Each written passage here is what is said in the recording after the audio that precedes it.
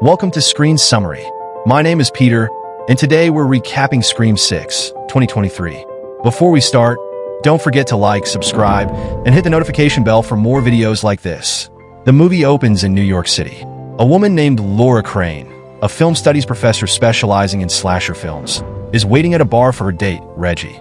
He calls her, claiming he's lost, and they banter about first dates and horror movie tropes. Reggie asks Laura to step outside to help guide him, leading her down a dark alley. Suddenly, the voice of Ghostface taunts her for falling into a classic horror movie cliché before brutally stabbing her to death. Ghostface then removes his mask, revealing himself as Jason Carvey. He calmly walks back to his dorm, where he briefly encounters Tara Carpenter, who is on her way to a frat party. Jason and his roommate, Greg, are obsessed with the stab movies and have a shrine dedicated to Ghostface. Their plan is to kill Sam and Tara Carpenter as a tribute to Richie Kirsch, their idol. Laura was their professor, and Jason had been annoyed at how she graded his paper on Dario Argento. Jason receives a call from someone using the Ghostface voice, claiming to be Greg. Following the instructions given, he discovers Greg's severed remains stuffed inside their fridge. The real Ghostface then attacks Jason, stabbing him repeatedly. Jason protests that he needs to finish Richie's movie, but Ghostface coldly replies, "Who gives a damn about movies?" before delivering the fatal blow. Meanwhile, Sam Carpenter is in therapy with Dr. Christopher Stone, struggling to recover from the last killing spree in Woodsboro. A rumor has spread that she orchestrated the massacre, blaming Richie and Amber Freeman because she is the daughter of Billy Loomis. Dr. Stone grows uneasy when Sam admits that she felt a sense of satisfaction killing Richie after his betrayal. Sam returns to the apartment she shares with her sister Tara and their friends, including Quinn Bailey and Ethan Landry. Quinn mentions that Tara is at a frat party despite Sam telling her not to go. Quinn also notices Sam checking out their neighbor, Danny, but Sam isn't ready to date again after what happened with Richie. At the party, Mindy Meeks Martin and her girlfriend Anika Kyoko notice Tara, drunk and about to go upstairs with a frat guy named Frankie. Chad intervenes despite Tara insisting she's fine, leading to a fight between Chad and Frankie. Sam arrives and escalates the situation by kneeing Frankie in the groin before getting Tara out of there. Tara, however, is furious at Sam for being overprotective and interfering in her personal life. A group of women harasses Sam, throwing a drink at her and calling her a murderer. Back at their apartment, Quinn tries to comfort her, mentioning that she lost a brother and that her father, a cop, is very protective of her.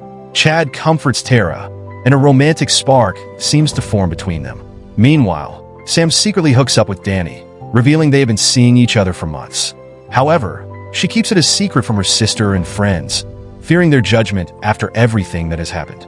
Later, the group watches the news and learns about Jason and Greg's murders, along with Jason's killing of Laura.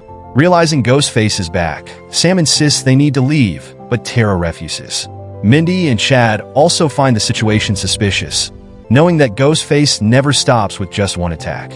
Detective Wayne Bailey, Quinn's father, calls Sam and asks to speak with her. He informs her that someone stole her driver's license and planted it at the scene of Jason and Greg's murders. Concerned, he requests that Sam come to the police station. As she heads there, Tara insists on coming with her. While walking, Sam receives a call from Richie Kirsch's old number. Hesitantly, she answers, only to hear Ghostface taunting her, blaming her for the last Woodsboro murder spree.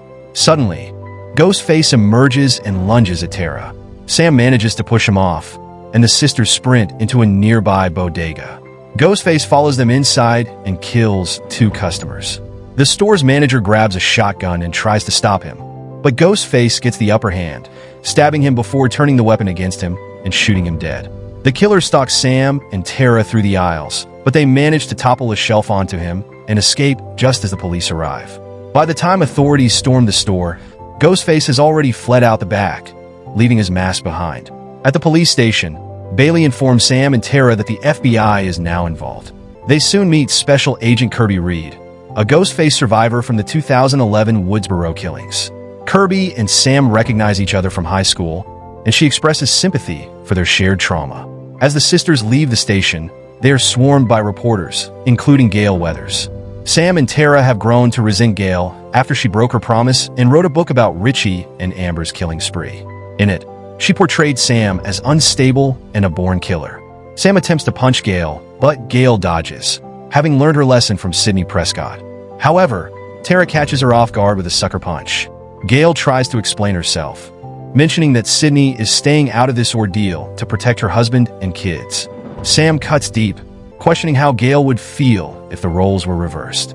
Meanwhile, Dr. Christopher Stone is home when he hears a noise at the door. As he goes to check, Ghostface suddenly smashes through the glass, slamming Stone's head against the metal bars. The killer then fatally stabs him in the face before breaking into his office and stealing Sam's patient file. Later, Mindy Meeks Martin gathers her brother Chad, the Carpenter sisters, Quinn, Anika, and Ethan to analyze Ghostface's motives and establish the new rules. She explains that this is no longer just a sequel or a legacy sequel. It's now a full-fledged franchise.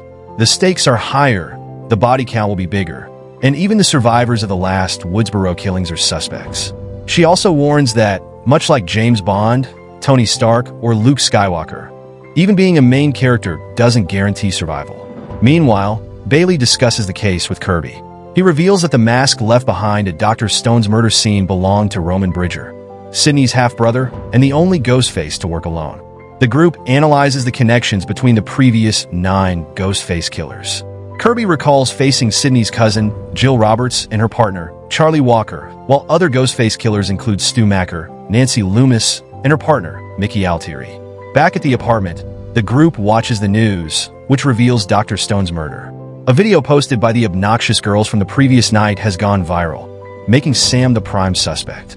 Feeling overwhelmed by the public hatred, Sam confides in Tara, but Chad and Mindy step in, reassuring her of their love. Chad affectionately dubs their group the Core Four. Across the way, Danny sees Ghostface in Quinn's room and frantically tries to warn Sam. However, Sam, who has just revealed to the others that she and Danny have been secretly seeing each other, ignores his call. Moments later, they hear Quinn struggling, and when they approach her door, Ghostface suddenly hurls Quinn's bloodied body at them.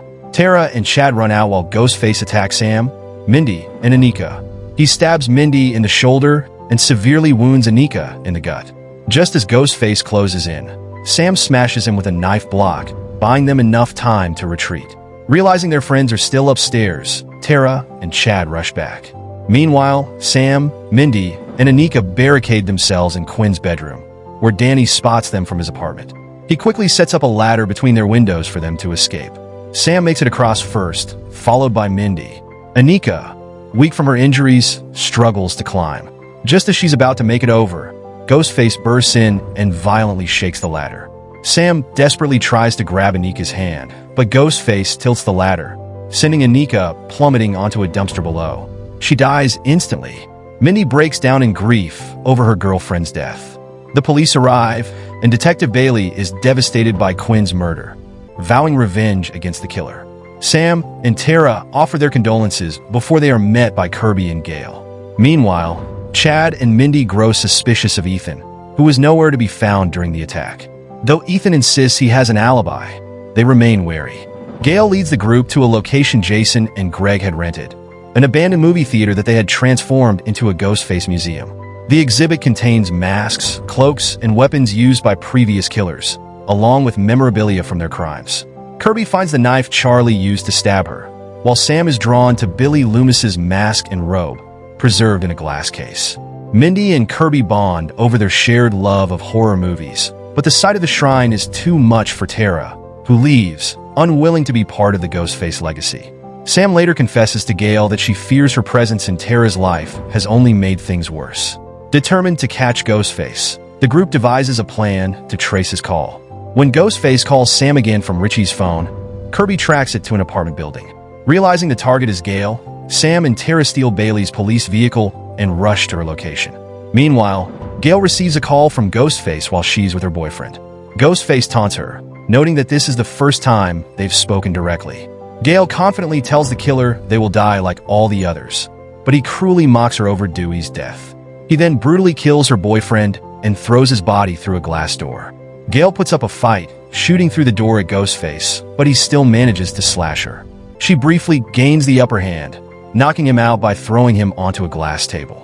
As she goes to retrieve his knife, he suddenly grabs a shard of glass and stabs her in the abdomen. Before he can finish her off, Sam and Tara arrive, firing their guns and scaring him away. Gail loses consciousness as medics arrive to take her to the hospital. Outside, Sam, Tara, Chad, and Mindy regroup. Sam expresses her belief that the only way to end this is for Ghostface to come after her so that her loved ones will be spared. With Kirby's help, they agree to set a trap at the Ghostface Museum. They notify Detective Bailey of their plan and head to the subway. Danny joins them, eager to help Sam, while Mindy and Ethan take a separate train due to the Halloween crowd. Sam, Tara, Chad, and Danny grow paranoid as their train is packed with people wearing Ghostface costumes. Meanwhile, on Mindy's train, she is attacked and stabbed twice by Ghostface before he vanishes. Ethan pulls her out and gets subway workers to help her. Though injured, Mindy is mostly frustrated that she once again misjudged the killer's identity. The rest of the group arrives at the museum, where Sam tells Danny to stay behind, as she isn't sure she can fully trust him. Just then, Sam gets a call from Detective Bailey, who warns her that Kirby is unstable. She was fired from the FBI months ago. Sam suspects Kirby is Ghostface and flees. Tara and Chad, now alone, grow closer and share a kiss, until Ghostface suddenly appears and stabs Tara in the back. Chad fights him off, but a second Ghostface emerges, and together, they repeatedly stab Chad. Tara runs towards Sam, while Kirby arrives to help, though the sister still believes she might be the killer. Detective Bailey suddenly appears and shoots Kirby, revealing himself as one of the Ghostface killers. The other two Ghostface step forward, making this the first time there have been 3 killers. The first removes his mask. It's Ethan. The second, initially believed to be Mindy, unmasks to reveal a very much alive Quinn. The trio is revealed to be a father, son, and daughter. Quinn was the one who started the rumor that Sam orchestrated the last Woodsboro murders, while Bailey used Jason and Greg's names to purchase the abandoned movie theater for Richie's Ghostface shrine. Their motive? Revenge against Sam for killing Richie, who was Bailey's son. The museum was all Richie's, and while Bailey never fully understood his son's obsession with Ghostface, he still supported Richie's filmmaking ambitions. Now, they plan to finish what Richie started by killing Sam and Tara.